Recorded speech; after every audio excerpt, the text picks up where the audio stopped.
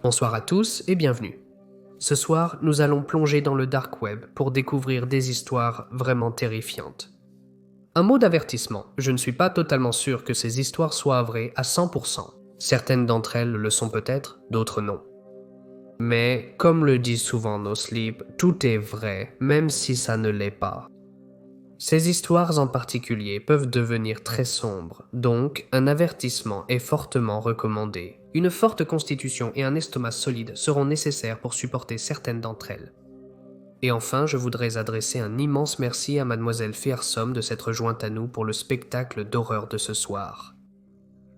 Abonnez-vous pour du contenu quotidien. En attendant, installez-vous confortablement. Éteignez vos webcams et laissez l'obscurité prendre le contrôle. Je travaillais autrefois sur le dark web. Je ne détaillerai pas comment je suis arrivé dans ce domaine. Mon travail consistait simplement à retrouver des gens. On me payait pour les retrouver, les capturer et les amener à un endroit précis.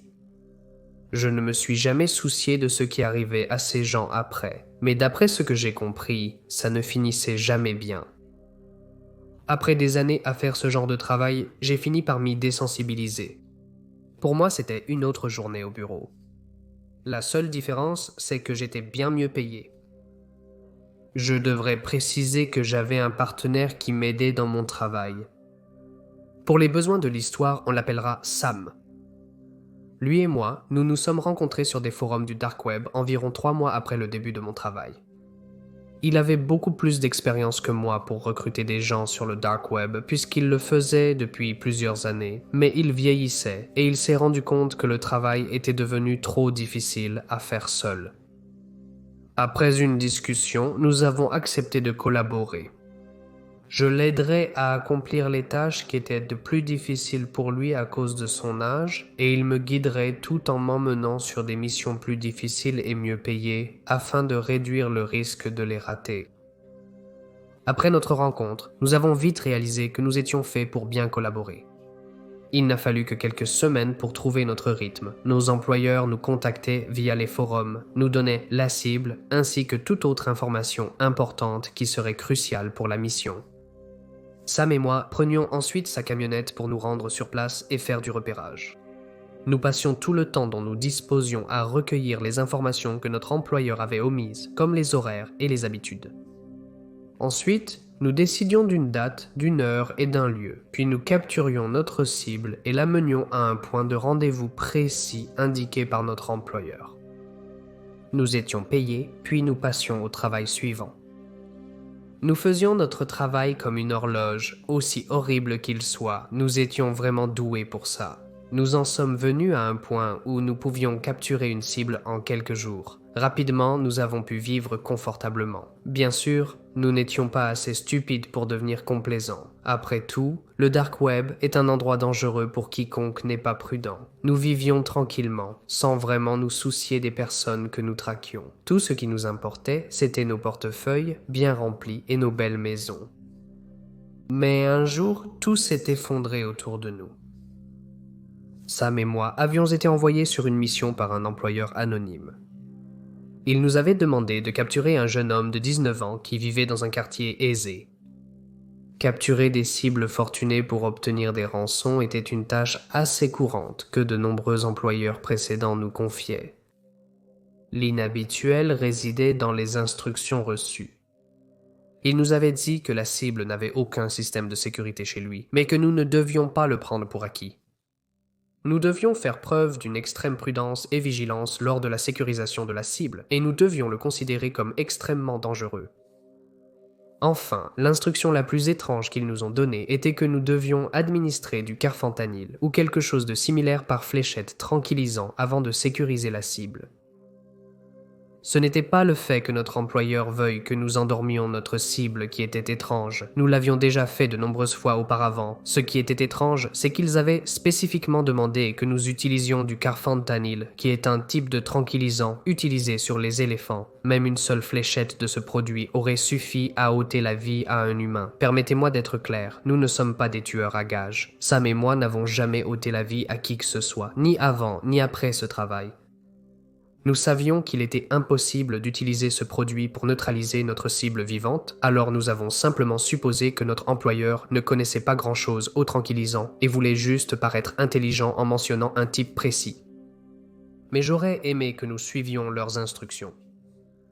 Nous avons débuté l'étude de notre cible le jour suivant la réception de nos consignes. Le garçon était un véritable ermite. Selon nos observations, il habitait chez ses parents, qui étaient souvent absents. Il passait ses journées à l'intérieur, occupé à ce qu'il voulait pour s'occuper. Lire, jouer à des jeux vidéo, regarder la télé, les trucs typiques d'un adolescent. Pour rien au monde, Sam et moi n'arrivions pas à trouver une seule raison de considérer ce gamin comme intimidant, encore moins dangereux. Il semblait mener une vie extrêmement protégée, et il n'avait probablement même jamais été impliqué dans une bagarre auparavant. Mais nous avions un travail à faire, et nous devions suivre les règles qu'on nous avait données du mieux possible. La nuit de son extraction, nous avons garé notre fourgonnette juste devant chez lui. Personne d'autre dans le quartier n'était réveillé, donc ce serait relativement simple de le sortir une fois qu'on l'aurait attrapé. Sam s'est assis à l'avant, pendant que j'étais allongé à l'arrière de la fourgonnette, visant avec le fusil tranquillisant par les portes arrière. La position de la fourgonnette me donnait une vue parfaite sur la maison des enfants. Aussi, au cas où tu te poserais la question, je n'utilisais pas de carfentanil, j'avais choisi une drogue plus faible qui ne mettrait pas fin à la vie d'un humain. Je ne m'inquiétais pas que notre employeur soit contrarié que ses instructions n'aient pas été suivies à la lettre, à moins qu'il ne prévoie de tester son sang une fois qu'il l'aurait récupéré. Il n'y avait aucun moyen pour eux de le savoir. Après une trentaine de minutes, le gamin est apparu à la fenêtre de la cuisine. Nous n'étions pas très loin, donc je pouvais voir beaucoup de détails. Il avait une tignasse de cheveux blonds ondulés, des taches de rousseur sur le nez et les joues, et des yeux verts émeraude perçants. Il était en train de se verser un verre d'eau quand je l'ai touché. Sa réaction a été étonnamment calme. Il a sursauté lorsque la fléchette est entrée dans son cou sans crier. Quand il l'a retirée, il n'avait pas l'air effrayé ou confus. S'il avait une expression, c'était seulement de l'agacement, comme s'il venait simplement d'écraser un moustique qui s'était posé sur lui. Il a ensuite tourné la tête et m'a regardé droit dans les yeux. J'avais ce travail depuis environ 4 ans à ce moment-là. J'avais déjà vu des choses étranges, surtout en traînant sur le dark web, mais peu me faisaient vraiment peur. Cependant, le regard de ce gamin m'a véritablement effrayé. C'est difficile de décrire exactement son expression alors que ses yeux me transperçaient, mais la meilleure façon de l'expliquer serait de dire que c'était un regard qui disait « Je te défie de venir me chercher. Tu n'aimeras pas ce qui arrivera si tu le fais. » Ensuite, le gamin a éteint la lumière de la cuisine et a disparu de ma vue. La camionnette a tremblé lorsque Sam en est sorti et s'est dirigé vers moi en la contournant. Il avait un sac dans une main et une lampe de poche dans l'autre. « D'accord, partenaire, tu es prêt pour ça ?» dit-il calmement.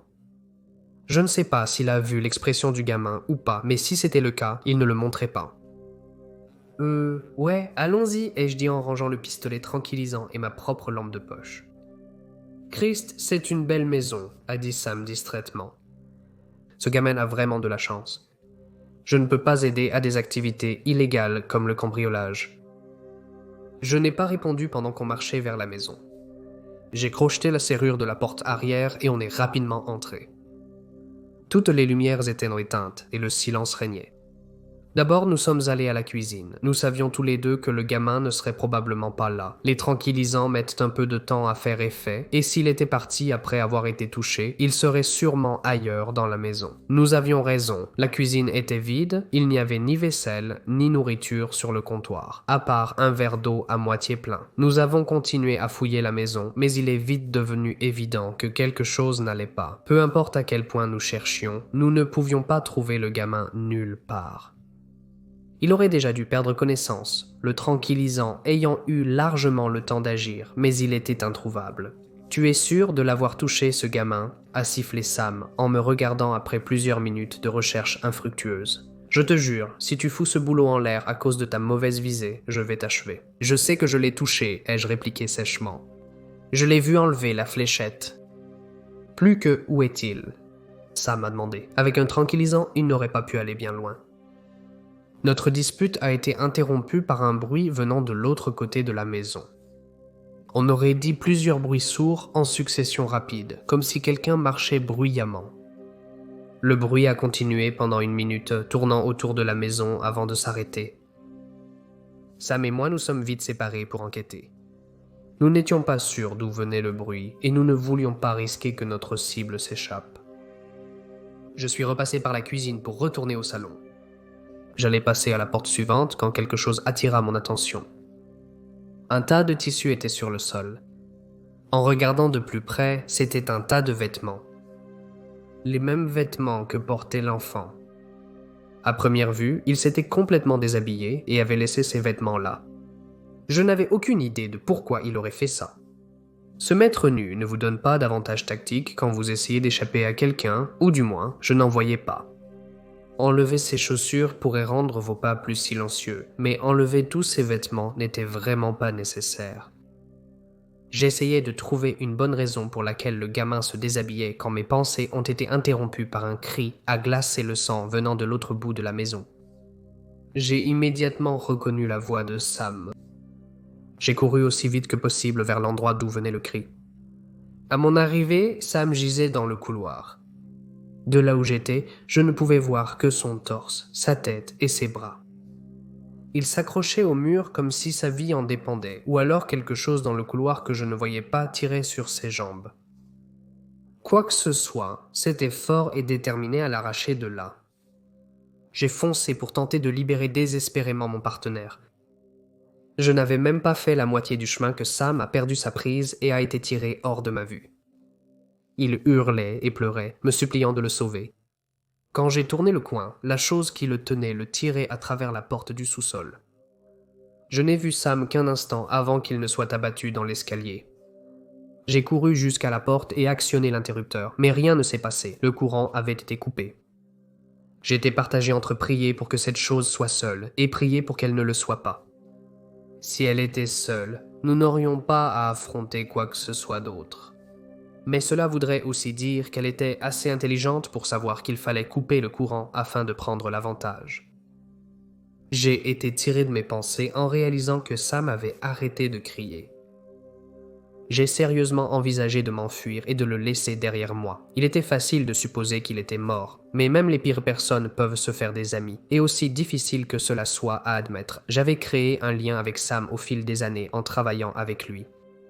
Je n'ai pas pu me résoudre à l'abandonner. Je me suis traité d'imbécile pour ça. Je suis descendu les escaliers. En arrivant en bas, je m'attendais à ce que le sous-sol soit silencieux. Au lieu de cela, j'ai entendu un bruit de craquement distinct venant de l'autre bout de la pièce. J'ai essayé de deviner ce qu'était ce bruit rien qu'en l'écoutant, mais l'adrénaline qui me traversait rendait difficile la concentration. Mes mains tremblaient. J'ai allumé ma lampe torche et je l'ai dirigée vers le bruit, et chaque jour depuis, je regrette de l'avoir fait. Une créature dégingandée était suspendue à une barre métallique qui dépassait du plafond de la cave. Elle semblait humaine, mais à peine. Ses bras étaient trop longs, terminés par des griffes semblables à des ongles. Ses jambes et ses pieds comportaient trop d'articulations, ce qui lui permettait de pendre la tête en bas du plafond comme une chauve-souris. Sa peau semblait ne pas convenir à son propre squelette, certaines zones étant tendues à l'extrême, tandis que d'autres étaient déplissées. Quant au bruit de mastication, j'ai vite compris d'où il venait. Sam pendait mollement dans la poigne de la créature, manifestement décédée, de larges morceaux de chair manquant à son corps. Toutes les quelques secondes, la créature arrachait des morceaux du corps de Sam pour les porter à sa bouche et en prenait de grandes bouchées. Elle ne paraissait pas difficile, mangeant tout ce qu'elle trouvait. Une fois qu'elle s'est rendue compte que j'avais braqué la lampe torche sur elle, elle s'est arrêtée et m'a regardé. Son visage était en sang, complètement ravagé. Son visage était affreusement défiguré. Sa mâchoire était tellement grande ouverte que j'ai cru qu'elle était détachée du crâne et ses yeux n'avaient aucune trace d'humanité. Cette chose était un monstre et je savais qu'elle me tuerait sans hésiter si elle en avait l'occasion. J'étais paralysé par la peur, fixant cette chose, quand soudain la reconnaissance m'a frappé. Le monstre avait des traits horribles, mais les cheveux blonds, les taches de rousseur et les yeux verts ont tout expliqué. Cette chose était notre cible, c'était l'enfant que nous avions été envoyés ici pour éliminer. Malgré ses traits mutilés et déformés, il n'y avait aucun doute possible. Cette monstruosité, c'était bien lui. Je comprenais maintenant pourquoi le tranquillisant n'avait pas fonctionné et pourquoi notre employeur nous avait ordonné d'utiliser le médicament qu'il voulait. Pourquoi il voudrait garder cette chose en vie me dépasse. Je dormirai bien mieux la nuit en sachant qu'elle repose dans une tombe profonde et sombre. Après ce qui m'a paru être des heures de contact visuel ininterrompu, elle a poussé un cri strident suffisant pour me faire détaler dans les escaliers. J'ai couru sans m'arrêter ni me retourner pour voir si elle me poursuivait. J'ai continué jusqu'à la camionnette, j'ai sauté sur le siège conducteur et j'ai démarré en trombe. J'ai largement dépassé la limite de vitesse, mais ça m'était égal. Je ne serais en sécurité qu'à des kilomètres de cette chose. Après avoir quitté la ville, j'ai vidé mon compte d'épargne et liquidé tout ce que je possédais. Après ça, j'ai suivi un long processus pour effacer toute trace restante. J'ai changé de nom, subi quelques interventions de chirurgie esthétique et j'ai complètement effacé la petite présence que j'avais sur Internet. Toute preuve de l'homme que j'étais avant avait complètement disparu quand j'ai eu terminé. Pour tout le monde, je n'existais pas avant il y a 2 mois. Je m'étais promis de ne jamais parler de ce que j'avais vu, d'enterrer le passé aussi profondément que possible. Mais depuis que j'ai vu ce monstre, je suis hanté par des cauchemars, et j'ai pensé que peut-être, si j'avertissais le monde de son existence, ma conscience serait soulagée. Je ne peux pas entrer dans les détails concernant l'endroit où se trouve cette bête. C'est mieux pour tout le monde si cela reste un secret. Je n'ai plus eu de nouvelles de la personne qui voulait capturer la bête. Franchement, je suis soulagé qu'on n'ait pas pu l'attraper. Je ne veux pas savoir ce qu'ils avaient prévu de faire au monstre une fois qu'ils l'auraient attrapé. Alors prends ça comme un avertissement. Les gens disent que le dark web est rempli de monstres. Et j'ai appris à mes dépens que parfois cela pouvait être pris au pied de la lettre. Il y a quelques années, j'ai fait quelque chose. Quelque chose de terrible. Parfois, je regrette vraiment de l'avoir fait, car c'est irréversible. Tout a commencé quand ma copine, maintenant mon ex, m'a quitté. Je sais que ça peut sembler anodin, et que ça fait juste partie de la vie, de grandir en tant que personne. Mais malheureusement pour moi, ça a eu l'effet complètement inverse. Je sais que vous penserez que je suis immature et que j'aurais dû encaisser, et vous auriez raison. Mais je ne l'ai pas fait. J'étais blessée. En fait, j'étais plus que blessée. J'étais offensée, insultée. Je veux dire, comment a-t-elle pu faire ça? Après tout ce que j'avais fait pour elle, c'est moi qui lui ai donné un endroit où vivre. C'est moi qui l'ai aidée à rembourser ses dettes. C'est moi qui l'ai aidée à trouver un travail. Et elle veut tout me renvoyer à la figure? Je n'allais pas laisser passer ça sans qu'elle soit punie. J'étais tellement déprimée, furieuse et frustrée que je n'arrivais pas à dormir. Mon corps tremblait littéralement de rage. Un soir, le cœur rempli de haine et d'obscurité, j'ai allumé mon ordinateur portable. Je n'étais pas, et je ne suis pas, une étrangère au dark web. J'ai passé d'innombrables heures à tenter, en vain, de le parcourir. Je ne trouvais que les sites habituels de drogue et les pièges à miel. Et bien sûr, des forums. Beaucoup de forums. Et même si je ne savais pas vraiment ce que je cherchais, ou même où le trouver si je le savais, en vérité, inconsciemment, je suppose qu'une partie de moi le savait. Je voulais juste qu'elle souffre. Je voulais qu'elle souffre comme elle m'a fait souffrir. Je voulais qu'elle ressente la honte que j'avais ressentie et subie à cause d'elle. Et je voulais l'humilier comme elle m'avait humiliée. J'avais encore des photos et des vidéos d'elle de notre temps ensemble, des photos personnelles, disons, et dans ma colère refoulée et mon état dépressif, j'ai pensé que c'était une bonne idée de les utiliser contre elle. Alors j'ai commencé à chercher, cliquant sur lien après lien, jusqu'à ce que finalement je clique sur quelque chose qui attira mon attention. C'était un forum appelé « La liste des vilains ». Ça commençait par la question « Connaissez-vous quelqu'un qui a été méchant ?» Si c'est le cas, mettez-les sur la liste des vilains. Parfait, ai-je pensé, c'est bien ça. Je vais y télécharger les photos et vidéos personnelles que j'ai d'elle, et peut-être même mettre un lien vers ses réseaux sociaux, et on verra bien qui rira à la fin. J'ai pensé à ajouter son adresse, mais elle était retournée vivre chez sa mère, alors je me suis arrêtée là. Je sais, quelle noblesse de ma part. Cependant, le forum n'était pas ce à quoi je m'attendais. On ne pouvait pas télécharger directement sur leur page d'accueil. Il y avait différentes sections, ou punitions, comme ils les appelaient. Je me rappelle avoir trouvé cela très dramatique. Ce ne sont là que quelques-unes des différentes sections. Lutin sur l'étagère, Krampus, Krampus, échange gelé. Oui, je sais, très Noël, n'est-ce pas?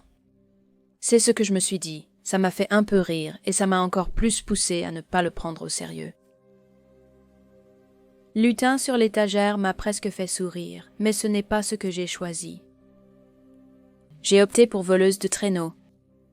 Je trouvais ça plutôt drôle. Après avoir cliqué dessus, j'ai dû attendre bien 1 minute et demie avant qu'une page blanche éclatante ne se charge, remplie de quelques cases de texte noir et d'un titre qui disait « Le Père Noël attend pour rédiger sa liste des vilains ». Veuillez remplir les informations et il fera le reste mignon, mais je trouvais ça un peu idiot aussi. Pourtant je l'ai quand même rempli, nom, âge, date de naissance et lien vers les réseaux sociaux de la personne. Tout y était. Tout ce que je cherchais, désespérément, et bien sûr la possibilité de télécharger des photos. Jackpot, je me souviens avoir pensé sournoisement en souriant toute seule, en ricanant à moitié pendant ce temps. Il m'empêchait de télécharger des vidéos, mais les photos me suffisaient amplement. Il demandait aussi l'adresse de la personne, mais comme je l'ai mentionné, je n'étais pas prête à aller jusque-là. Mais j'ai tout de même inscrit notre ville natale. Je regrette vraiment d'avoir fait ça maintenant.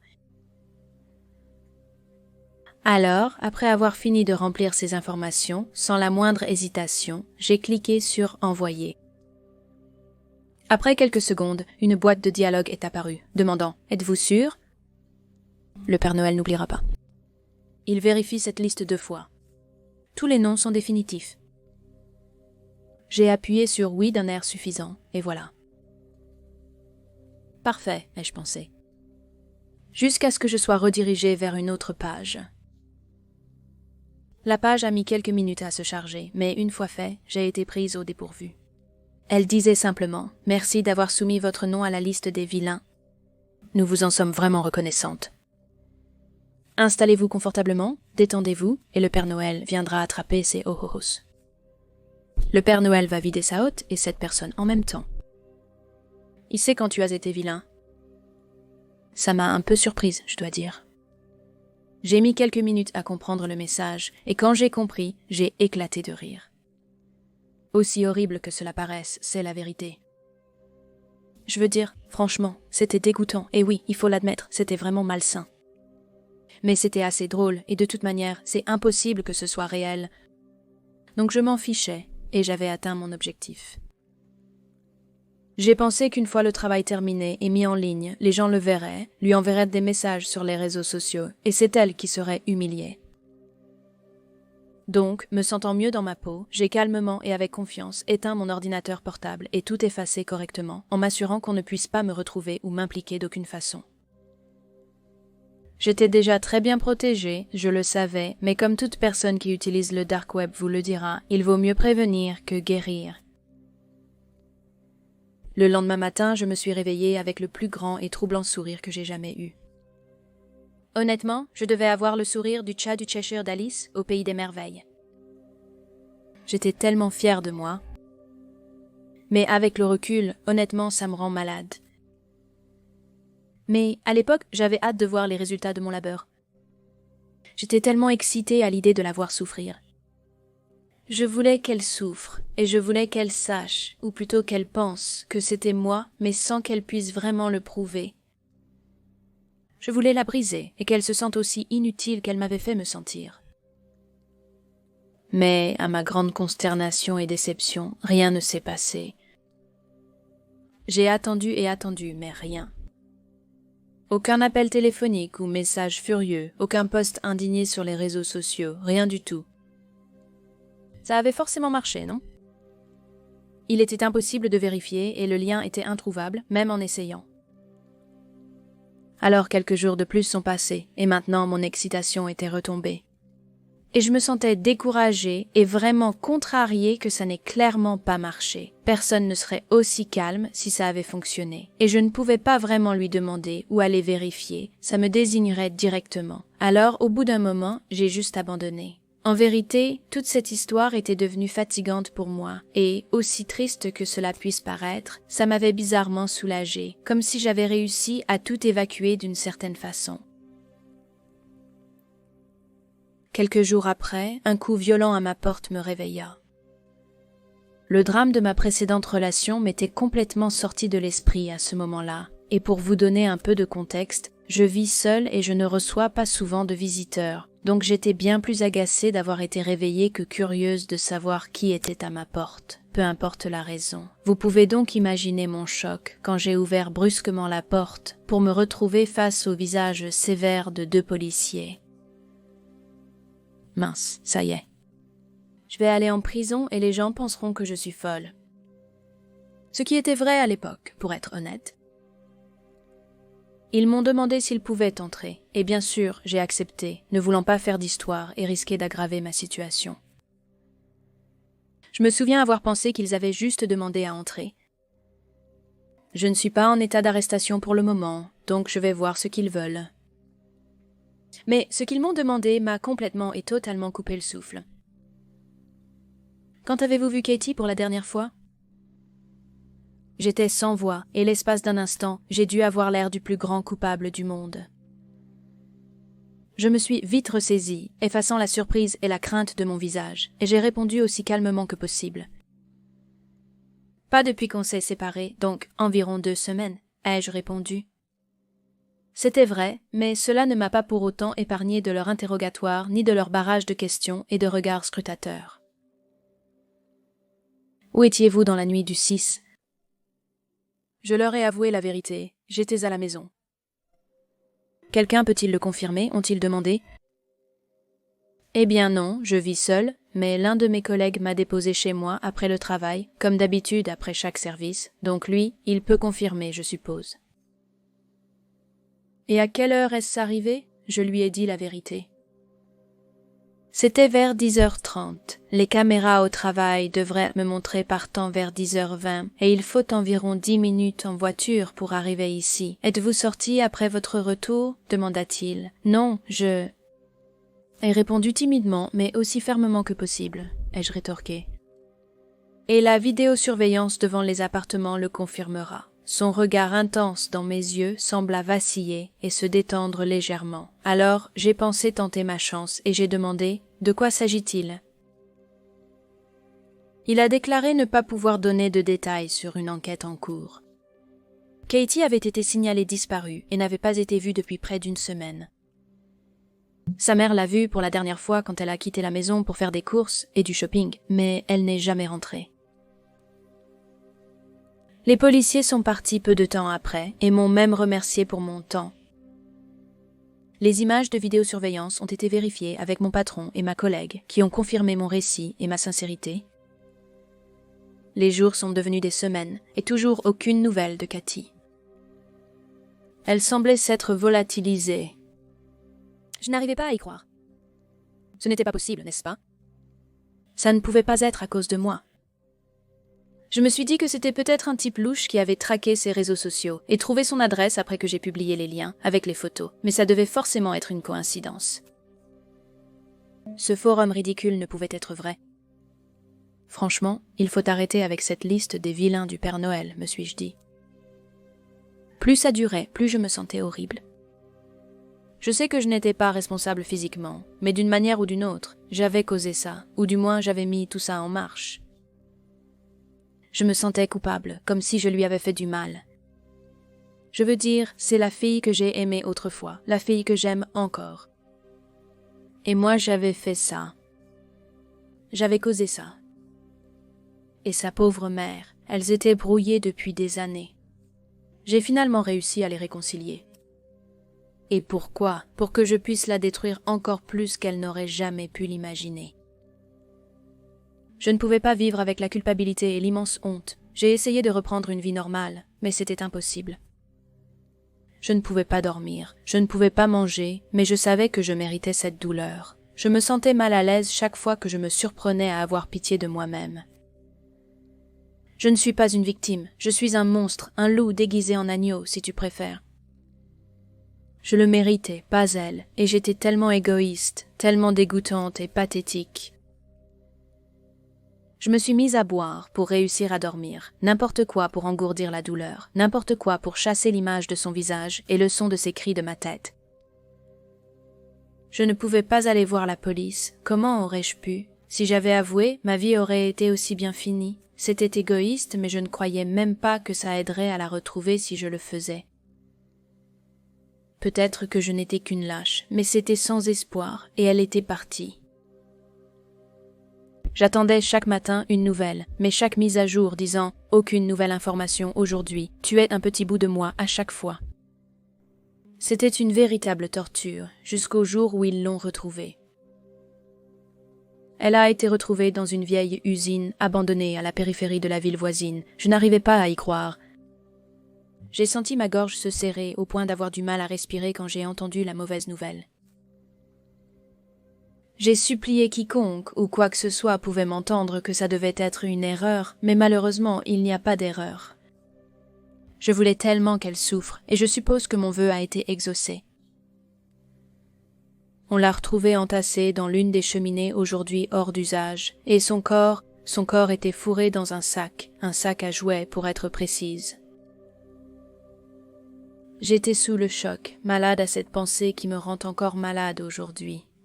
« Ça doit être une mauvaise blague », ai-je supplié, essayant vainement de m'en convaincre. Elle a été retrouvée complètement nue et son corps était déjà très abîmé à ce moment-là. Mais il savait que c'était elle. Il savait parce que, dans l'une de ses orbites, il y avait un petit morceau de papier. Un bout de papier portant l'inscription, la liste des vilains. « Katie, tu aurais dû être sage. » Je me suis évanouie et je me suis effondrée là où je me trouvais. Je me suis cogné la tête assez fort et quand j'ai repris connaissance, j'espérais et priais que ce ne soit qu'un mauvais rêve. Mais bien sûr, ce n'était pas le cas. C'était réel. Tout était réel et tout était de ma faute. Et je suis désolée, Katie. Je suis tellement, tellement désolée. Je suis désolée pour ce qu'ils t'ont fait. Je suis désolée pour ce que je t'ai fait. Je dois vivre avec cette culpabilité chaque jour maintenant. Et pas un jour ne passe sans que je pense à avouer ou à mettre fin à ma propre vie. D'une manière tordue, je pense parfois que si je le faisais, ça compenserait, ou au moins nous mettrait à égalité, en quelque sorte. Bien que je sache que c'est impossible, car je ne peux même pas imaginer ce qu'ils t'ont fait subir. Je n'ose imaginer la peur et la terreur que tu as vécues.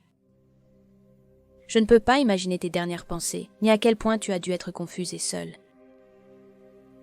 J'aimerais pouvoir tout effacer, vraiment, mais je ne peux pas. Tu mérites justice, Katie. Tu mérites au moins de pouvoir reposer en paix. Avouer pourrait t'apporter la paix à toi et ta famille. Mais quelle que soit la réponse, je suis bien trop lâche pour l'une ou l'autre option.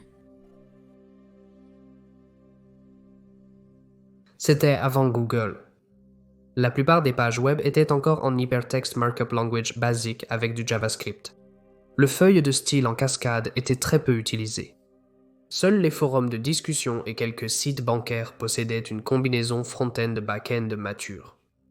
Je parcourais des blogs au hasard, des géosites et ce genre de choses, passant simplement de lien en lien. Finalement, je suis tombé sur une page étrange. Cela semblait être des pensées aléatoires de différentes personnes, mais pour l'époque, c'était très bien conçu. Le message semblait cryptique, comme si plusieurs personnes tentaient de s'échanger des notes secrètes. En parcourant le code source, j'ai trouvé différentes adresses de protocole Internet cachées dans les commentaires d'un script JavaScript. J'ai rassemblé toutes les adresses de protocole Internet dans un fichier texte et j'ai commencé à les énumérer. Certaines étaient des routeurs avec des messages de bannières auxquels je pouvais envoyer des commandes nettes, presque toutes à l'université. Attention, ceci est un système sécurisé de l'université de blablabla. Les identifiants Cisco par défaut, d'autres fois fonctionnaient sur presque tous, mais je n'ai pas fouillé. Quelques-unes des adresses de protocole Internet étaient des serveurs web avec peu ou pas de contenu.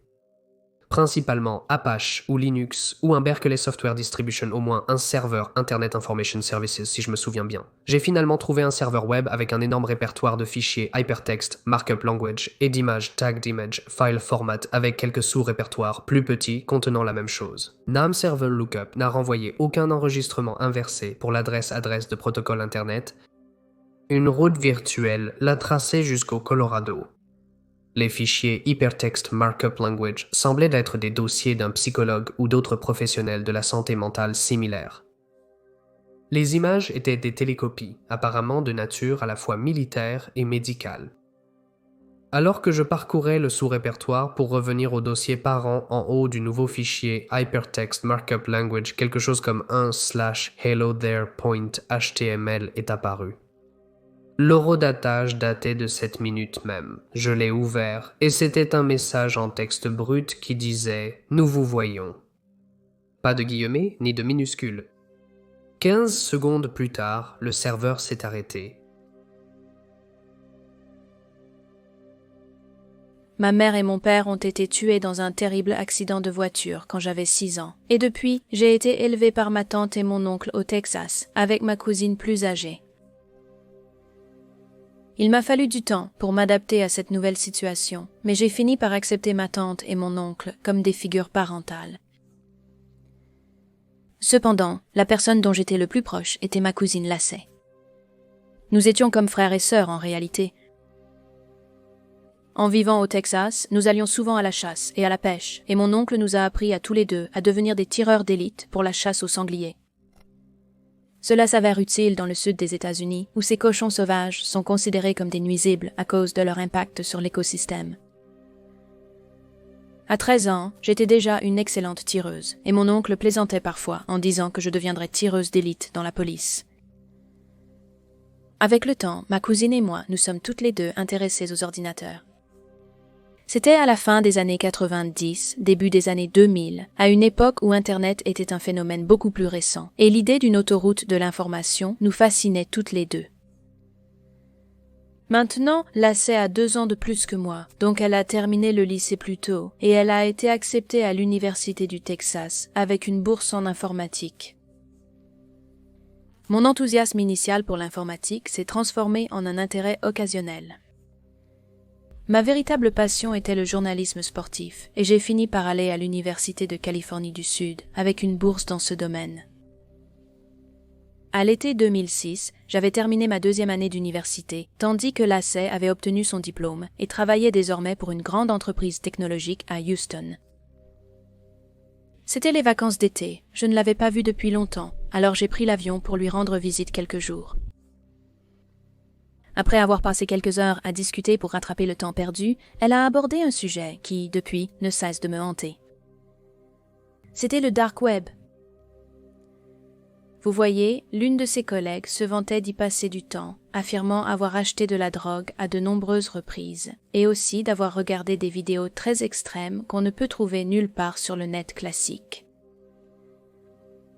Lacey a appris que cette partie du web n'était accessible que si on était vraiment doué en piratage. Cela s'est passé peu avant le développement du logiciel Tor. Le piratage était devenu l'un de ses passe-temps, alors elle décida d'y jeter un œil. Je me suis dit, pourquoi pas, non? Qu'est-ce qui pourrait être si terrible sur ce dark web?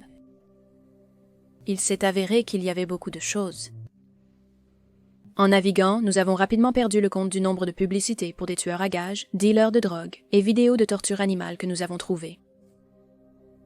Certaines des vidéos étaient des diffusions en direct de ce qui semblait être de véritables viols, ce qui, évidemment, nous a fait toutes les deux grimacer, et nous avons même vu des choses comme du porno de torture. Apparemment, il existe des personnes qui sont excitées sexuellement à la vue de bébés animaux écrasés sous des talons aiguilles. Malgré toutes ces horreurs, Lacey avait une étrange fascination pour cet endroit. Cependant, j'avais déjà perdu tout intérêt. Finalement, elle a cliqué sur un lien nommé « La boutique d'horreur de TJ ». Ça sonnait vraiment ringard, mais Lacey a quand même cliqué dessus. Elle a été accueillie par un message l'informant qu'un spectacle allait avoir lieu ce soir-là, mais qu'il était réservé aux membres uniquement. La page lui proposait de s'inscrire, alors elle s'est inscrite. Southern Nerd 04 était son nom d'utilisateur, si je me rappelle bien. Le site a accepté son inscription. Elle semblait impatiente de découvrir de quoi il s'agissait, mais cela me mettait très mal à l'aise. D'après ce que j'avais vu jusqu'à présent, ces gens du dark web sont du genre à cacher leur véritable nature, et je ne voulais pas voir Lacey fréquenter des personnes comme ça. Une fois inscrite, une horloge numérique nous a accueillis, décomptant jusqu'au début du direct. Cela m'a semblé une éternité, mais l'horloge a finalement atteint 0 et l'écran s'est illuminé. Nous avons vu un homme portant un masque de crâne, des gants de squelette et habillé de cuir. Il tripotait ses doigts comme le ferait M. Burns, et nous l'avons entendu parler d'une voix grave et déformée. Salutations à tous et bienvenue dans la boutique d'horreur de Técran. Pour tous les nouveaux venus, c'est un plaisir de vous accueillir dans ma maison des horreurs. Cela semblait être une petite émission ridicule, mais compte tenu de tout ce que nous avions vu sur le dark web, je n'étais pas convaincu que quelque chose de vraiment sinistre soit à exclure. Le personnage a continué. La première victime de ce soir. Il y avait 2 autres hommes qui portaient aussi des masques et étaient habillés en cuir, et ils traînaient une 3e personne devant la caméra. Les mains liées dans le dos et la tête couverte d'un sac, il ressemblait à un otage. Andrew Fleming de Charlotte, Caroline du Nord, 43 ans, divorcé, père d'un fils et d'une fille. Il a été choisi comme première victime du bain de sang de ce soir. J'ai commencé à avoir mal au ventre et j'ai remarqué que Lacey commençait à avoir l'air nerveuse. Pour ceux d'entre vous qui sont nouveaux, ce sont mes spectateurs qui choisissent comment nos victimes rencontrent leur fin. Votre nom d'utilisateur est sélectionné au hasard et après que votre nom ait été choisi, une boîte apparaîtra sur votre écran pour vous proposer plusieurs choix. L'option que vous choisissez sera la manière dont ce pauvre homme mourra. Un sbire a retiré le sac de la tête de l'otage. L'homme sanglotait de terreur et suppliait pathétiquement pour sa vie. J'espérais sincèrement que tout cela n'était qu'une mise en scène, mais j'étais de plus en plus convaincu du contraire. Et maintenant que le processus de sélection commence. Sur la gauche de l'écran, les noms d'utilisateurs des spectateurs s'affichaient furtivement de manière aléatoire. Une sorte d'algorithme utilisait un système de loterie pour sélectionner qui allait déterminer le sort de cet homme. Finalement, il s'est arrêté sur le nom d'utilisateur Quisenfoot Sepcent 60 tons. Quisenfoot Sepcent 60 tons. L'un de nos invités préférés, TJ, a crié de joie. Comment la vie de M. Fleming va-t-elle se terminer de façon horrifiante? Découvrons-le. Une boîte est apparue, affichant des options. A. Strangulation. B. Mutilation à la tronçonneuse. C. Coup de feu répété. L'utilisateur a choisi la 3e option. Très bien. Que le carnage commence. L'un des hommes de main masqués est apparu hors champ, armé d'un fusil à canon scié. Il a visé l'entrejambe de l'homme et a tiré. Lacey et moi avons crié de surprise et d'horreur pendant que M. Fleming hurlait d'une douleur extrême. Le sbire a alors soulevé l'homme et lui a tiré dans les 2 rotules, ce qui l'a fait retomber au sol et continuer à supplier pour sa vie, mais ses supplications sont restées sans réponse. Le sbire a ensuite sorti un pistolet 9 mm et a vidé tout le chargeur dans son dos. Je ne pouvais plus supporter de regarder, j'ai détourné les yeux de l'ordinateur et vomi. J'ai entendu un autre coup de feu et les cris de l'homme ont cessé.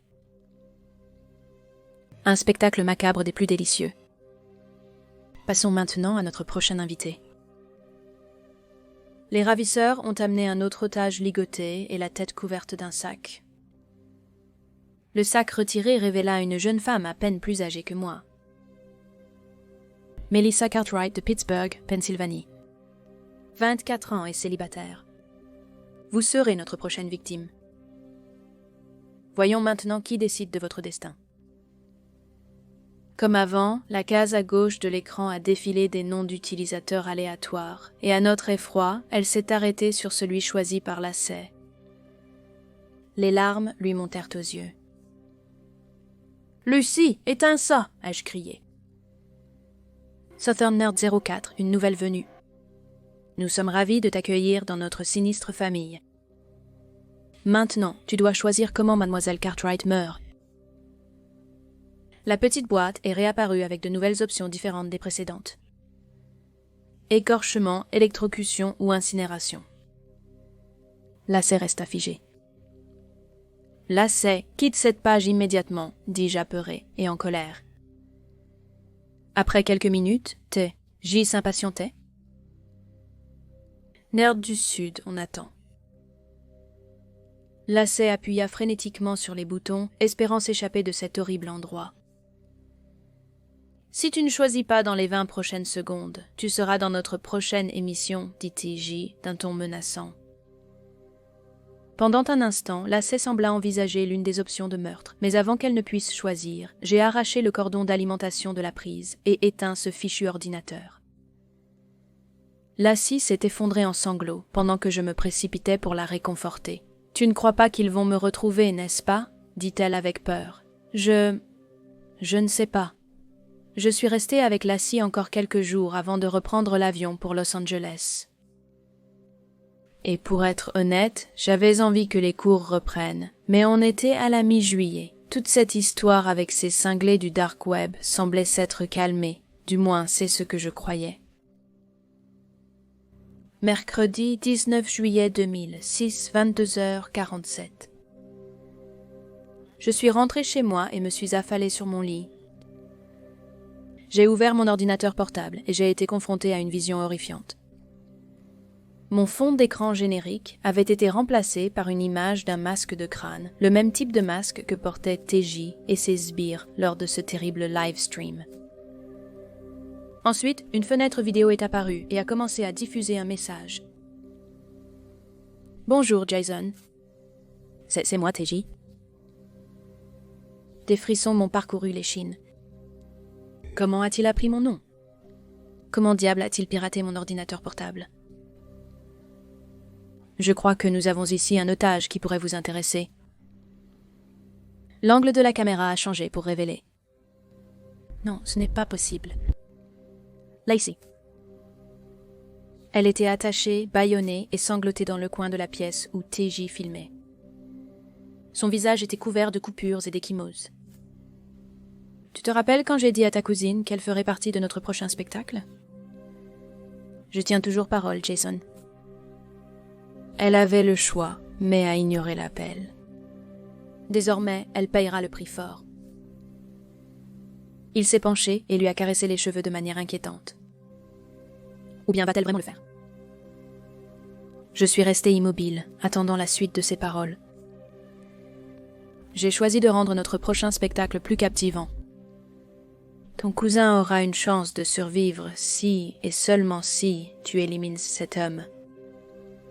Une photo d'un homme d'âge moyen est apparue sur mon écran. Raymond Marshall, 53 ans, de Los Angeles, Californie. Il n'y a pas de raison particulière pour laquelle j'ai choisi cette personne au hasard, si ce n'est qu'il habite près de chez toi. Maintenant, vous avez un choix simple à faire. Vas-tu tuer une personne pour potentiellement en sauver une autre? Paralysé, je regardais fixement mon ordinateur portable. Je voulais sauver Lacey, bien sûr, mais est-ce que ça valait la peine de tuer une autre personne innocente? 20 secondes, Jason. Tic-tac, tic-tac. J'ai entendu TJ provoquer. TJ a commencé le compte à rebours à voix haute, sans laisser le temps de réfléchir. 10, 9, 8, 7. Oui, je vais le faire, ai-je finalement réussi à dire, et je l'ai regretté presque instantanément. Donc, tu as accepté de jouer le jeu, très bien. Tu as jusqu'à la fin de notre émission ce soir pour accomplir cela, ce qui sera dans quelques heures. Mais sois prévenu, l'un de mes sbires est actuellement à Los Angeles et il surveille chacun de tes gestes. Tu sais, au cas où tu essaierais de te défiler. Oh, et nous surveillons aussi tes communications, alors n'essaie même pas de prévenir ta cible ou d'appeler la police. J'étais piégé. Il n'y avait aucune issue à cela. Je devrais devenir une meurtrière si Lacey devait survivre, et cette idée me rendait malade. Si tu n'as pas éliminé ta cible dans 2 heures, mes hommes de main te tueront. Ça ne devrait pas poser de problème. Ton cousin me dit que tu es une excellente tireuse. TJ m'a envoyé son adresse. Ma cible est à 15 minutes en voiture. Une partie de moi voulait se suicider sur le champ, mais je savais que ça serait vu comme une lâcheté et ça condamnerait sûrement l'essai. Non, je devais le faire. Après une douche rapide, je suis sortie dans le parking de mon immeuble avec mon ordinateur portable. J'ai ouvert la boîte à outils à l'arrière de mon pick-up et j'ai sorti mon fusil d'assaut. J'ai regardé l'arme en silence. Je l'avais emmenée avec moi lorsque j'étais venue en Californie, il y a 2 ans, et je l'avais utilisée de nombreuses fois pour chasser le sanglier, mais je n'avais pas eu beaucoup de temps pour la chasse depuis que j'avais emménagé ici. Cependant, je l'avais nettoyée récemment et j'avais beaucoup de munitions. J'ai sorti la carabine et l'ai jetée sur la banquette arrière de la cabine. Mais ça, j'ai entendu une voix dire « Surprise, je me suis retournée et j'ai vu un grand homme en sweat à capuche portant un masque de crâne. Laisse-moi deviner, tu es la marionnette de ce psychopathe, ai-je dit sarcastiquement. Mais ça, répéta-t-il d'un ton plus agressif. Il tenait un casque dans sa main tendue, je l'ai pris de lui. Le casque possède une petite caméra intégrée pour confirmer visuellement l'accomplissement de ta tâche. Essaie pas de le manipuler, sinon je te tuerai. Ils avaient tout prévu. Tu fréquentes vraiment une belle bande, ai-je dit en montant dans mon camion. Je l'ai vu se retourner et s'éloigner. Je ne voyais ni lui ni son véhicule nulle part, et sur ce, j'ai mis le contact et j'ai commencé à conduire vers l'adresse que TJ m'avait envoyée. Tout le temps, j'ai vu un véhicule utilitaire sport sombre aux vitres teintées me suivre tout le long. J'ai essayé de distinguer la plaque d'immatriculation, mais il était tard dans la nuit et je n'ai pas pu la voir. J'ai finalement arrivé dans la rue où vivait ma cible. Sa maison était juste en face d'un parc. J'ai donc décidé qu'il serait plus facile de me cacher de ma cible si je garais mon camion de ce côté-là. Pendant ce temps, le véhicule utilitaire sport qui me suivait a fait un demi-tour brusque et s'est garé de l'autre côté de la rue. Ils étaient sérieux quand ils disaient qu'ils surveillaient tous mes faits et gestes. J'ai allumé mon ordinateur portable et attendu qu'une fenêtre vidéo apparaisse sur le bureau, comme convenu avec TJ, pour qu'ils me contactent à la fin de leur spectacle répugnant. Vers 1h20 du matin, c'est exactement ce qui s'est passé. De retour, chers spectateurs. Nous avons eu un spectacle plutôt divertissant jusqu'à présent ce soir, mais nous vous réservons un final exceptionnel. Il est sorti du champ de la caméra, traînant une femme les mains liées et la bouche couverte de rubans adhésifs devant l'objectif. C'était l'essai. Un homme mettra-t-il fin à la vie d'une personne pour peut-être en sauver une autre? Découvrons-le. En route pour Los Angeles. Dans la fenêtre vidéo, l'image de TJ a été remplacée par le flux de la caméra du casque que son homme de main m'avait donné plus tôt. C'était mon signal pour observer la maison de ma cible en face. J'ai baissé ma vitre juste assez pour que le canon puisse dépasser. Le sbire de TJ est sorti de son véhicule utilitaire sport et a remonté l'allée, et apparemment, l'homme que j'étais chargé de tuer était un oiseau de nuit. Toutes les lumières de sa maison étaient allumées et j'entendais sa télé hurler. Peut-être qu'il vivait seul. L'homme masqué a sonné à la porte et s'est écarté sur le côté de la maison pour se cacher. Un homme est arrivé à la porte. C'était lui, ma cible. « Bonjour, qui est là ?» Je l'ai entendu crier. Il a fait quelques pas dehors et c'était le moment, mon moment de vérité. J'ai rassemblé toute la force et le courage que je pouvais et j'ai appuyé sur la gâchette. C'était un tir direct, en plein entre les yeux. Raymond Marshall était mort avant même de toucher le sol.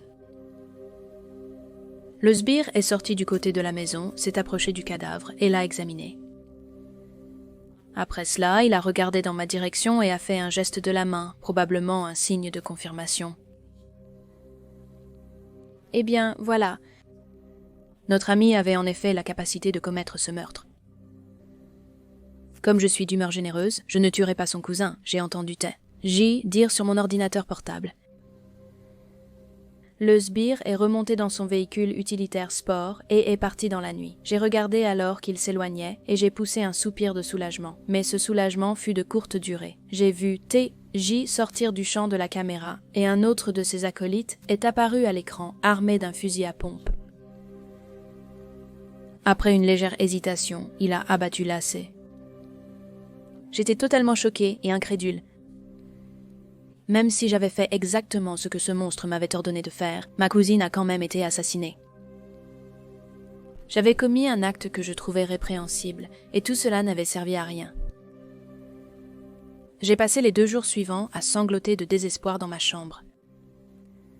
Mon oncle m'a informé que lui et ma tante avaient signalé une disparition.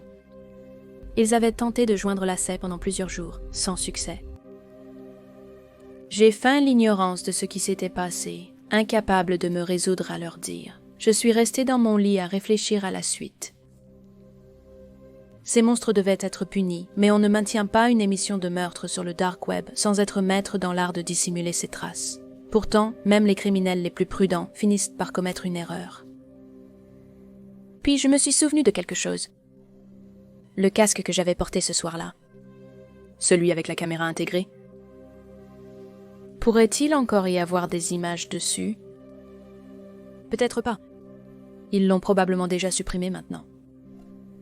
Mais j'ai décidé que ça valait le coup d'essayer. Ce n'est pas comme si j'avais d'autres options. Je n'avais pas suivi de cours d'informatique récemment, mais je me rappelais des techniques de hacking de base enseignées par l'AC. J'ai posé le casque près de mon ordinateur portable et je me suis mise au travail. C'était un travail difficile. Mais après plusieurs heures, j'ai finalement réussi à pirater la caméra. Je m'attendais à ne voir qu'un écran noir, mais à ma grande surprise, j'ai découvert un fichier mémoire dans la caméra. J'ai cliqué sur le fichier, et oui, il y avait des images du meurtre. Ils avaient fait une erreur et oublié d'effacer la mémoire. Mais ce n'était que le point de départ. J'avais besoin d'autre chose pour avancer. Le sbire avait son masque tout le temps, ce qui rendait son identification quasiment impossible. La vidéo est arrivée quand le sbire est parti en voiture et j'ai noté un détail. Le véhicule est passé brièvement sous un lampadaire très lumineux avant de disparaître dans l'obscurité. Je distinguais une plaque d'immatriculation, mais l'image était trop floue. J'ai exploré davantage pour améliorer la résolution, avec succès. L'image était maintenant nette. C'était une plaque d'immatriculation du Nevada. J'étais un pas plus près. J'ai entré le numéro de plaque dans la base de données et le véhicule est apparu. C'était un Toyota 4Runner de 2002 immatriculé, au nom d'un homme appelé Zachary Parker de Reno, Nevada, ce qui représentait environ 7 heures de route vers le nord. J'ai obtenu son adresse et était désormais sur la piste des meurtriers de mon cousin. Tu vas tomber, TJ. Je m'en assurerai, quitte à y laisser la vie. J'ai pris de la nourriture, une corde, du ruban adhésif, un pistolet que j'utilisais pour la défense à la maison et un couteau de chasse que j'avais apporté avec moi quand j'ai déménagé ici. Avant de quitter Los Angeles, je me suis arrêtée dans un magasin local pour acheter une bombe lacrymogène, un pistolet taser et un magnétophone. J'étais armée et prête à me venger de ces psychopathes. J'ai dit à mes colocataires que je partais pour un court voyage et que je serais de retour dans quelques jours, mais en réalité, je n'avais aucune idée si je reviendrais un jour. J'avais affaire à de sacrés mauvais personnages. Je suis partie vers midi, mais la circulation dense a rallongé mon trajet d'1 heure. Je suis arrivée à Reno vers 10 heures du soir, et comme je ne connaissais pas bien la région, il m'a fallu 1 heure de plus pour trouver l'adresse du conducteur du véhicule utilitaire sport. Finalement, je suis arrivée dans une rue tranquille d'un quartier qui semblait plaisant. C'était une maison de plain-pied, de taille moyenne, qui ressemblait à celle dans laquelle j'avais grandi au Texas. Et là, dans l'allée, il y avait le Toyota 4Runner noir avec exactement le même numéro de plaque d'immatriculation. J'étais une vraie boule de nerfs et il m'a fallu plusieurs grandes inspirations pour me calmer. Enfin, j'ai eu le courage de prendre mon sac de sport et de sortir de mon camion. Lentement et discrètement, je me suis faufilée jusqu'à la maison, en espérant de tout cœur que personne ne me remarquerait, mais soudain, la porte du garage a commencé à s'ouvrir. Je me suis accroupie sur le côté de la maison pour rester hors de vue, et un homme est sorti de l'entrée du garage. Puis, il est monté dans le véhicule utilitaire sport pour le démarrer. Mais il n'allait nulle part. Il a simplement garé son véhicule dans le garage avant de l'éteindre. J'ai entendu le bruit de la portière du véhicule s'ouvrir et se refermer, saisissant alors ma chance. Je suis sortie en hâte de ma cachette et me suis glissée dans le garage au coin. En se cachant dans le véhicule utilitaire sport, par chance l'homme ne m'a pas vue. Il a refermé la porte du garage, éteint la lumière et est retourné dans la maison. Je suis restée accroupie dans le coin encore 30 minutes, pensant qu'il allait bientôt se coucher vu l'heure tardive. Finalement, j'ai atteint la porte du garage et l'ai ouverte discrètement. Je suis entrée dans la buanderie et j'ai ouvert une autre porte qui s'y trouvait. Je me trouvais maintenant dans un couloir sombre et au bout se trouvait une chambre dont la porte était entr'ouverte et la lumière allumée. J'ai entendu une douche s'arrêter, puis quelques minutes après, des bruits de gargouillement. Ces quelques minutes ont été les plus longues de ma vie, alors que j'attendais le bon moment pour agir. J'ai avancé sans bruit dans le couloir sombre, avec précaution. J'ai posé le sac de sport et j'ai sorti mon taser. J'ai alors entendu un léger grincement, le bruit de l'homme s'asseyant sur son lit, et c'est à ce moment-là que je suis passée à l'action. J'ai fait irruption dans la chambre et j'ai tiré sur l'homme en plein torse avec le pistolet à impulsion électrique. J'ai veillé à ce qu'il soit électrocuté pendant un bon moment, car je voulais qu'il souffre, et je voulais aussi m'assurer qu'il ne pourrait pas se défendre, pendant que j'utilisais ma corde pour l'attacher à la chaise de sa chambre. Après un certain temps, il s'était remis de sa désorientation. Il lui a fallu un moment pour réaliser qu'il était attaché, et il s'est mis à trembler frénétiquement, puis il a levé les yeux vers moi et a poussé un cri de surprise. « Quoi? Que fais-tu ici? Comment m'as-tu trouvé? » « Tu t'es relâché, ai-je dit sèchement. « Je parie que tu ne pensais jamais me revoir, n'est-ce pas ?» Il m'a lancé un regard plein de mépris. « Donne-moi des noms et des adresses. »« Je ne te dirai rien, dit-il d'un ton défiant. »« Très bien, j'ai tout mon temps.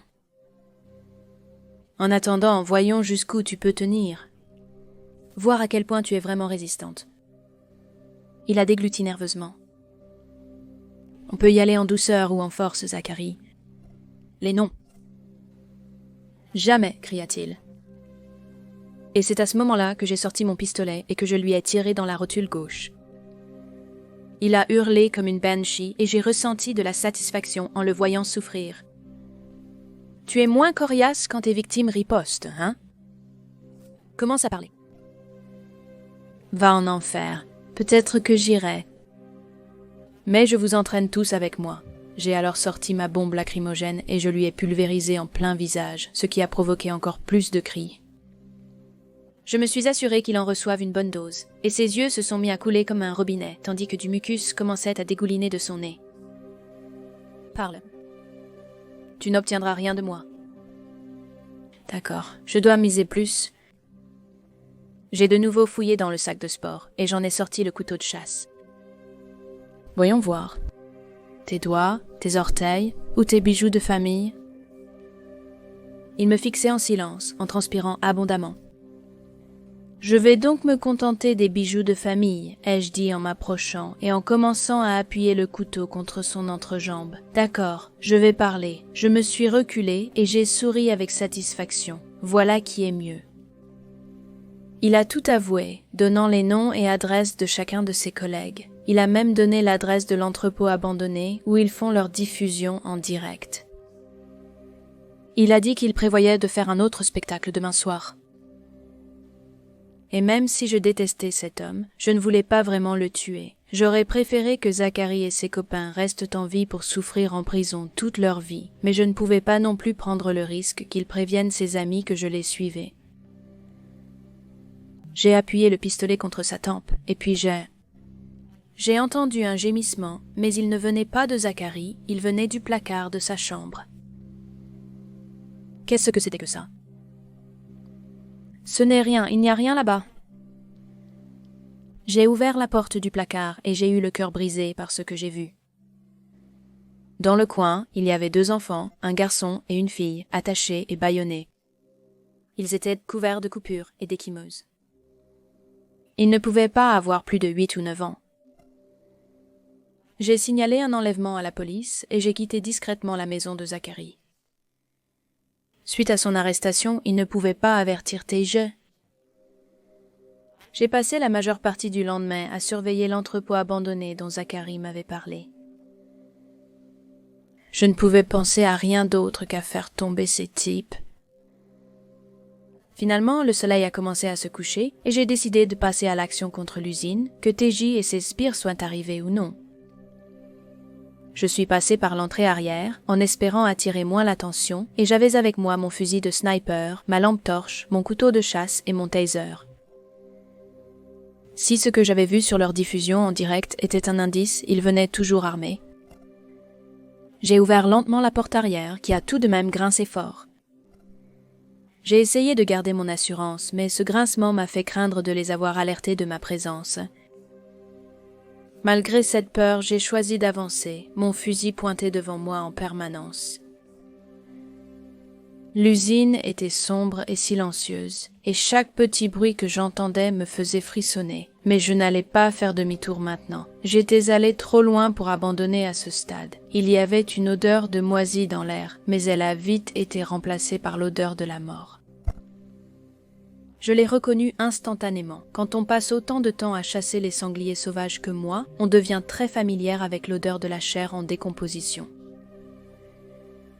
J'ai suivi la puanteur jusqu'à une porte au bout d'un couloir.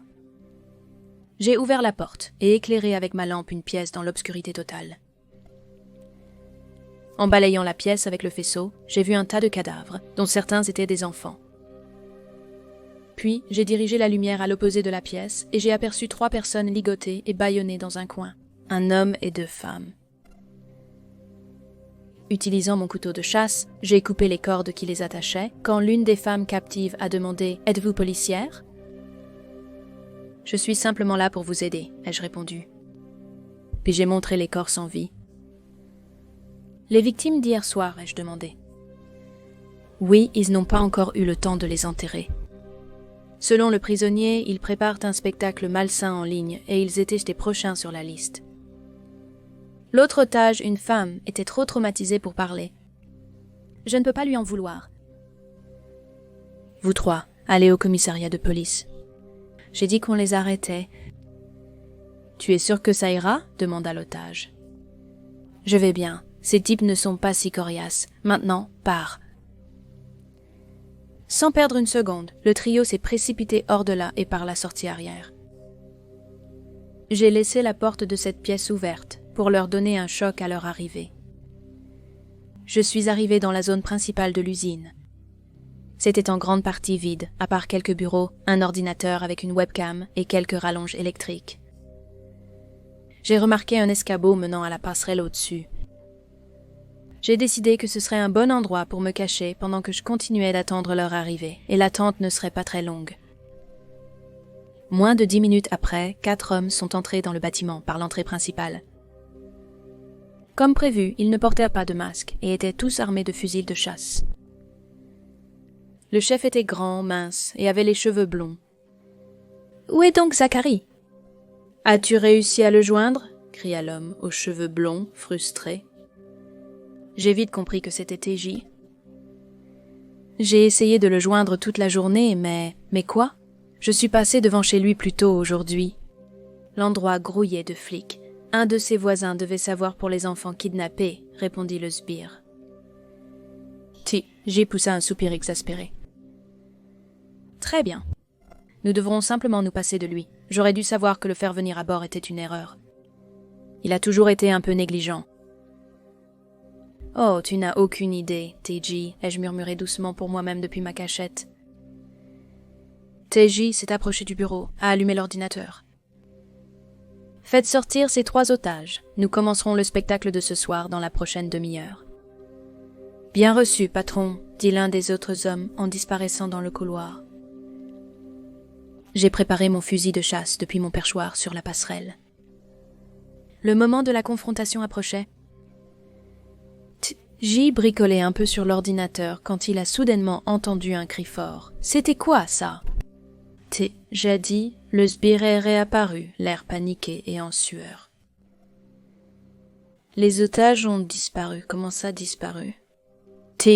J demanda, incrédule. Ils ont disparu? La salle de stockage était grande ouverte. Je suis entrée, et ils n'étaient plus là. Les cordes avaient été coupées. J'ai vu J se prendre la tête dans les mains. Comment diable?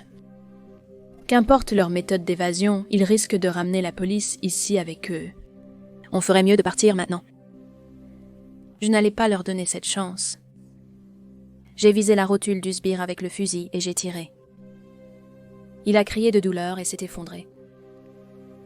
TJ et ses deux complices restants regardaient frénétiquement autour d'eux, cherchant le tireur qui avait abattu leur ami. L'un d'eux est passé directement dans ma ligne de mire, et j'avais une cible dégagée sur son dos. J'ai tiré et je l'ai touché à la moelle épinière. Il ne marchera plus jamais de sa vie. Maintenant, il n'en restait plus que deux. Le dernier des acolytes de TJ s'est précipité aux côtés de son ami, et je lui ai tiré dans le genou droit, mais cette victoire fut de courte durée. Un coup de feu a ricoché derrière moi. TJ m'avait repéré. Je me suis relevée et j'ai couru à toute vitesse sur la passerelle quand j'ai entendu deux autres coups de feu. Il a réarmé le fusil à pompe encore une fois, mais seul un déclic s'est fait entendre quand il a pressé la détente. Profitant de cette occasion, j'ai tiré 2 fois sur TJ dans la jambe gauche et il est tombé comme les autres. Je suis redescendue par l'échelle la plus proche pour retourner au sol. TJ gémissait de douleur et tenait sa jambe. J'ai décidé de m'amuser un peu plus en m'approchant de lui. J'ai tiré une autre balle dans son épaule. J'ai sorti le couteau de chasse et je l'ai lancé en revers. Il s'est planté dans sa jambe droite. Enfin, je l'ai électrocuté avec un taser et il s'est tortillé et débattu comme un poisson hors de l'eau. « Oh, comme les puissants sont tombés !» ai-je dit d'un ton suffisant. Une fois calmé, TJ leva les yeux vers moi. Surpris de me voir, « Comment as-tu... » « Ne me dis pas, Zachary. » Comme tu l'as dit, il a toujours été un peu négligent et cette fois, ça t'est retombé dessus. Tejari. D'accord, et maintenant? Tu iras en prison avec nous tous, ou as-tu oublié le meurtre que tu as commis pour nous? J'ai frappé TJ avec colère dans la poitrine avec la crosse de mon fusil. Pour vous? Tu m'as fait chanter. Tu as dit que tu libérerais Lacey si je tuais Raymond Marshall. Non, j'ai dit que je ne la tuerais peut-être pas si tu le tuais. Au cas où tu l'aurais oublié, c'est mon homme de main qui a tué ta cousine. C'est presque ça. Ces hommes suivent aveuglément tes ordres comme des moutons. Son sang est sur tes mains, tout comme le sang de Raymond Marshall. Tu sais que je n'étais pas une participante volontaire. Tu as raison, tu ne l'étais pas, la mort de Marshall était de ma responsabilité. Mais alors quoi, tu ne peux pas le prouver, tu vas tomber avec nous. En fait, je peux le prouver. Et à ce moment-là, j'ai sorti mon magnétophone et j'ai rejoué toute notre conversation. Admets-le, même si un procureur portait plainte contre moi, tu crois vraiment qu'un jury me condamnerait après avoir entendu toute l'histoire? TJ resta silencieux un moment, puis il prit la parole. Tu vas me tuer dès qu'il a prononcé ces mots. Nous avons entendu des sirènes au loin qui se rapprochaient. Je baissai les yeux sur TJ. Non, je ne vais pas te tuer, tes codétenus s'en chargeront pour moi. Le Deep Web est l'une des choses les plus incroyables sur Terre. Pas à cause de la joie qu'il procure aux gens ou quoi que ce soit, mais parce que c'est une vision totalement non censurée des gens. Vous pouvez dire ce que vous pensez, acheter ce que vous voulez, faire tout ce que vous voulez. Sur le Deep Web, vous avez une liberté totale et complète. J'ai toujours été fasciné par le Deep Web, et à l'époque où les événements de cette histoire se sont produits, j'étais à l'université. Beaucoup de gens sur mon campus commençaient vraiment à accéder au Deep Web. C'était presque devenu une tendance. Avec autant de gens qui s'y mettaient, ça me paraissait parfaitement sûr d'essayer moi aussi. J'avais toujours entendu parler des histoires d'horreur du Deep Web, des émissions et du piratage, de gens qui tombaient sur des sites dégoûtants et même de personnes qui arrivaient à retrouver ton adresse. C'est surtout ces histoires qui m'avaient dissuadé d'explorer le Deep Web. Mais comme la plupart des gens de mon université l'utilisaient régulièrement, j'ai décidé d'essayer. J'ai demandé à un ami de venir m'aider à tout installer. Quand mon ami est arrivé, nous avons ouvert mon ordinateur portable et il a commencé à tout configurer. Il m'a dit qu'on utilisait Tor, un programme qui permet d'accéder au Deep Web. Il m'a aussi demandé si j'avais l'intention de faire quelque chose d'illégal, ce à quoi j'ai répondu non.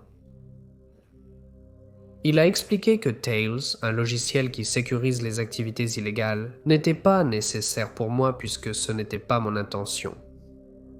Un peu plus tard, tout était prêt. J'avais ma nouvelle adresse de protocole Internet et mon ami m'a donné un bref aperçu de ce qu'il fallait faire et ne pas faire. Il a été très clair sur le fait que lorsque j'utilisais le wiki caché, je devais garder le mode de filtrage activé pour qu'il soit moins probable que je voie quelque chose que je ne voulais pas voir. Après environ 2 semaines d'utilisation, je me sentais comme un pro. J'avais accès à de nombreux sites différents, j'ai parlé à des gens formidables et je me suis fait des amis, j'ai même acheté de l'herbe. J'étais devenu arrogant et j'étais prêt à aller plus loin dans le dark web. J'ai désactivé le mode capteur sur le wiki caché et j'ai commencé à parcourir les liens. Ça m'a pris un certain temps parce que Tor est un peu lent et beaucoup de liens menaient simplement à des pages mortes. Finalement, je suis tombé sur un site appelé Tout le Gore. C'était essentiellement un grand salon de discussion couvrant de multiples sujets. J'avais l'estomac plutôt solide et j'avais vu beaucoup de films violents, ainsi qu'une poignée d'autres choses horribles sur Internet. Après avoir exploré plusieurs salons de discussion, j'ai réalisé à quel point le site était malsain. Les personnes dans ce salon de discussion étaient de véritables tueurs, se vantant de certaines choses qu'ils avaient faites. On pouvait aussi publier des photos. Un homme du nom de Culture 045 avait la parole dans l'un des salons de discussion. Il expliquait en détail comment il était entré par effraction chez quelqu'un, avait enlevé un jeune et avait brutalement tué ses parents en se cachant sous le lit, et ensuite en leur tranchant la gorge. Il a ensuite expliqué comment il avait emmené la petite fille chez lui et l'avait tuée après lui avoir fait des choses horribles. Je n'ai pas cru qu'il disait la vérité au début, mais ensuite il a montré des images. C'étaient les choses les plus horribles que j'ai jamais vues. Des gros plans de tout ce qui se passait, Culture continuait à publier des photos. Et les nouvelles étaient de la fille. J'ai commencé à pleurer. Il a ensuite montré une photo de lui avec une perceuse. Vous pouvez imaginer à quel point c'était terrifiant. Mais pendant qu'il le faisait, il regardait la caméra avec une joie pure sur le visage. J'en avais vu assez, et j'ai tapé dans la fenêtre de discussion quelque chose que j'ai regretté plus tard. Vous êtes des malades et vous méritez de mourir. Comment pouvez-vous dormir la nuit ? Immédiatement, les gens ont commencé à se moquer de moi, disant que j'étais aussi impuissant et ignorant que la petite fille sur les images et que je devrais quitter la partie adulte d'Internet. Ils ont commencé à m'insulter de toutes sortes de noms et à m'appeler un empathique. Quand Culture a tapé quelque chose dans la boîte de discussion, il a dit « Vraiment, où habites-tu, mon pote ? Je suis sûr que tout le monde aimerait te voir sur le site. » J'ai alors commis la plus grosse erreur de ma vie et j'ai tapé « J'ai appelé la police et ce site va être fermé. » Moins d'1 minute plus tard, tout sur le site est devenu noir et une nouvelle boîte de discussion est apparue en vert. Quelqu'un nommé Admin 1 a écrit dans la boîte « Appelle les flics et tu le regretteras ». Je n'ai rien tapé dans la boîte et j'ai attrapé mon téléphone portable. Ce qui est arrivé par la suite me hante toujours. Mon téléphone indiquait que j'avais un nouveau message. Je l'ai ouvert et il disait « Appelle la police et tu es mort ». Aucun numéro ne s'affichait, pas même numéro inconnu, juste un vide. J'ai regardé à nouveau mon ordinateur portable et j'ai vu la lumière de ma webcam s'allumer. Je l'ai rapidement couverte, mais j'ai vu à l'écran une photo de moi en train de regarder mon téléphone. J'ai ouvert grand les yeux et je suis resté figé un instant, puis l'administrateur a de nouveau tapé « Pose ton téléphone tout de suite et découvre ta webcam ». J'ai posé mon téléphone, mais j'ai gardé la webcam couverte, puis il a dit « Très bien, fais comme tu veux ». Juste après, il a publié mes informations personnelles et a écrit dans la discussion « Ce serait dommage que toi et tes camarades de fac disparaissiez, n'est-ce pas ?» J'ai suivi ses instructions et découvert la webcam. Il m'a ensuite dit de suivre ses instructions pour que je puisse à nouveau accéder au site. J'ai suivi toutes ces instructions et, une fois terminé, j'ai reçu un message disant « Maintenant, ne reviens jamais, comme avant, sans numéro ». J'ai appelé la police avec le téléphone d'un ami, mais ils n'ont pas pu localiser le site. Si tu explores le dark web, sois prudent, en particulier sans logiciel de protection supplémentaire. J'étais un étudiant stupide et j'espère juste que personne ne fera la même erreur que moi. J'ai déménagé dans une autre maison et j'ai changé toutes mes informations, mais j'ai encore des cauchemars à ce jour.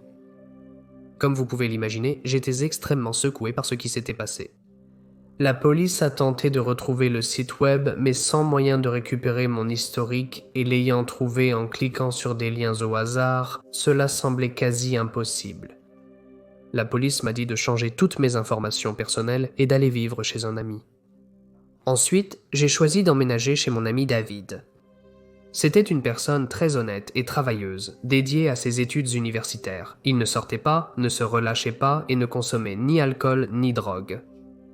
En fait, c'était l'un des rares jeunes que je connaissais à l'époque qui n'allait pas régulièrement sur le dark web. Je lui avais tout raconté sur mon expérience là-bas, et c'est principalement pour cette raison qu'il a accepté de me laisser rester chez lui. Une nuit, nous étions tous les deux en train d'étudier très tard quand mon téléphone a sonné. J'ai regardé qui m'avait envoyé un message et j'ai vu que la personne n'avait pas de numéro, exactement comme la dernière fois. Le message disait « Vérifie ton ordinateur ». Il n'y avait rien d'autre, juste une simple instruction. J'ai ouvert mon ordinateur portable et, en le faisant, j'ai remarqué que je n'avais pas le contrôle de la souris. J'ai essayé de la bouger, mais la souris bougeait toute seule. Quelqu'un, d'une manière ou d'une autre, avait un accès à distance à mon ordinateur.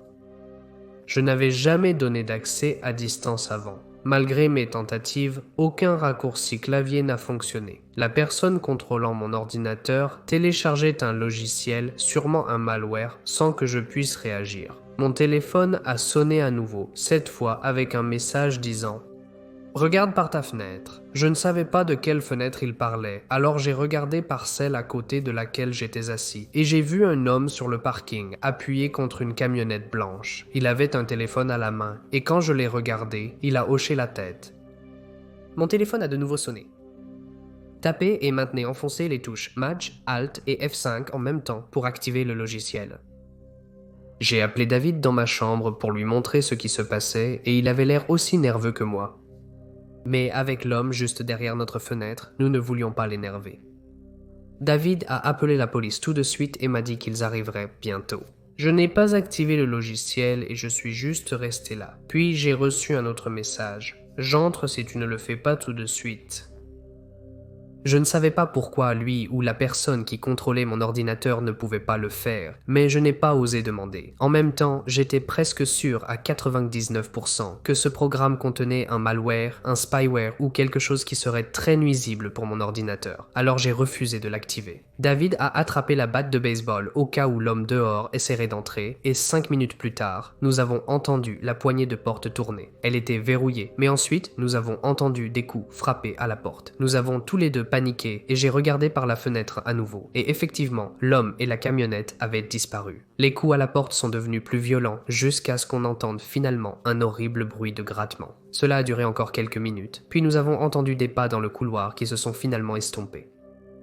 J'ai reçu un autre message. Nous reviendrons. Celui-là m'a vraiment touché. Quand les flics sont arrivés, ils m'ont dit de regarder la porte. Je les ai suivis dans le couloir et j'ai vu mon nom gravé sur notre porte. La police a entamé une enquête dans l'immeuble et a fait appel à un spécialiste informatique qui a saisi mon ordinateur. Il a entamé des analyses et une enquête sur l'étrange logiciel.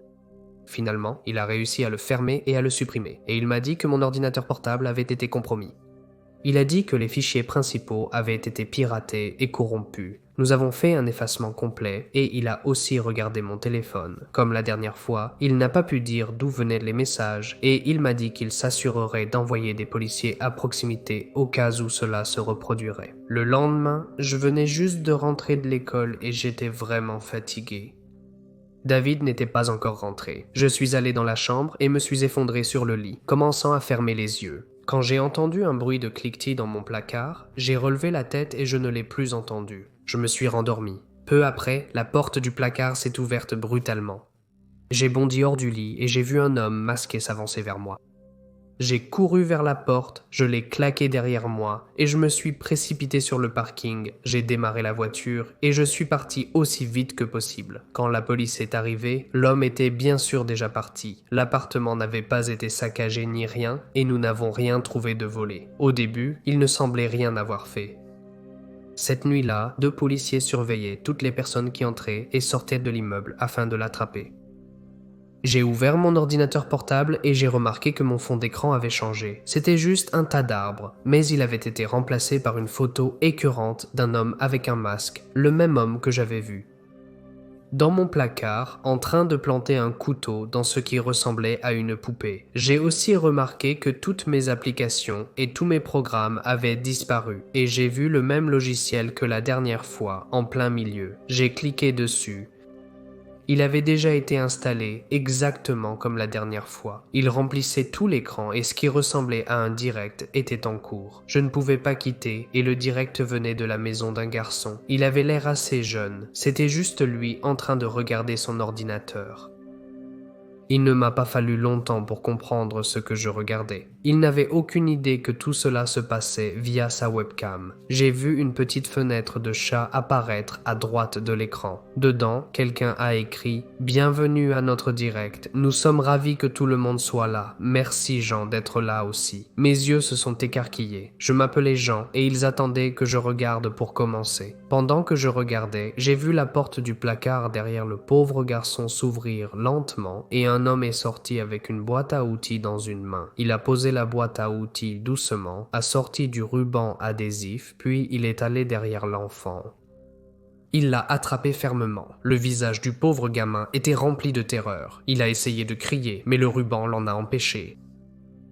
J'ai essayé de toutes mes forces de quitter la page, mais je n'y arrivais pas. Puis j'ai vu l'homme sortir un tournevis et le planter dans sa poitrine. Le sang a commencé à couler et l'enfant a poussé toutes sortes de bruits horribles. J'ai vu les larmes couler des yeux du gamin pendant que ce malade s'acharnait sur lui avec cette arme. L'homme a ensuite sorti un marteau. Comme tu peux l'imaginer, les choses sont devenues très sales. J'ai essayé toutes les commandes possibles pour quitter la page, mais rien ne fonctionnait. J'ai remarqué que la boîte de discussion était inondée de messages, des gens encourageant le type et lui demandant de faire certaines choses. L'homme a alors sorti une scie électrique portative. Le garçon a hurlé de douleur. Et j'ai commencé à avoir les larmes aux yeux. C'était écœurant, et c'est arrivé au point où je ne pouvais presque plus le supporter. Puis j'ai vu quelqu'un appelé Culture 045 taper dans la boîte. Merci d'avoir regardé, John, avec un smiley clin d'œil. Après ça, le programme s'est fermé tout seul et il ne me restait plus que ce fond d'écran écœurant. Je transpirais, je respirais fort, et je me sentais mal pendant toute cette histoire. Je n'avais même pas remarqué que mon téléphone avait sonné plusieurs fois. J'ai regardé, et les messages les plus haineux et méchants venaient de mes amis et de ma famille. J'ai demandé à ma mère ce qui n'allait pas, et elle m'a répondu par texto. « Tu as envoyé ce livestream malade et dérangeant à tout le monde. Je n'arrive pas à croire qui tu es. La police a été appelée. » Je me sentais encore plus mal qu'avant. Ces monstres avaient d'une manière ou d'une autre envoyé le livestream à tous mes amis, et l'avaient fait passer comme si ça venait de moi.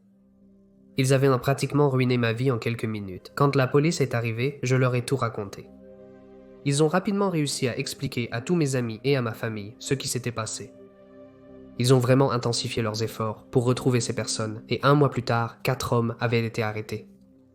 L'un d'eux était Culture 045, l'autre était Admin 1, et les 2 autres travaillaient avec eux. Le site a été fermé, j'ai eu un nouveau téléphone et ordinateur portable. Je pourrais sortir un cliché d'horreur et dire que j'ai continué à recevoir des messages étranges ou à entendre des choses bizarres depuis. Mais rien de tout cela n'est arrivé. Ils ont été arrêtés et je n'ai plus jamais rien entendu. C'est rassurant de savoir que ces hommes sont emprisonnés ou décédés. Ce qui m'effraie, ce sont tous ceux qui regardaient en direct pour le plaisir. Ces gens sont toujours en liberté et il y a probablement des milliers d'autres cultures 045 partout dans le monde. Si jamais tu vas sur le dark web, assure-toi d'être aussi prudent que possible. Salut les gars, c'est Mortis Media ici, et merci beaucoup d'avoir écouté. J'espère que vous avez apprécié les histoires du dark web de ce soir. C'est un de mes sujets préférés, très sombre, très effrayant. Si ça vous a plu, n'oubliez pas de me le dire en commentaire, c'est toujours très apprécié. Si tu es nouveau ici et que tu n'es pas encore abonné, vas-y. Rejoins-les quoi. 27% d'abonnés qui regardent les vidéos. Comme il y a 73% d'entre vous qui écoutent, mais ne regardent pas. Alors, vous savez, changeons ça, les gars. Comme toujours, je tiens à adresser un immense merci à mes membres et mécènes pour leur soutien continu, mais aujourd'hui en particulier, un énorme merci à Mademoiselle Fearsome de nous avoir rejoints. Dans cette vidéo, c'est génial de t'avoir avec nous. Et comme vous l'avez entendu, elle est une narratrice talentueuse, alors montrez-lui de l'amour. Un lien vers sa vidéo s'affiche à l'écran et un lien vers sa chaîne est dans la description, mais je m'arrête ici pour que vous puissiez aller la découvrir. Restez géniaux et on se retrouve dans la prochaine vidéo.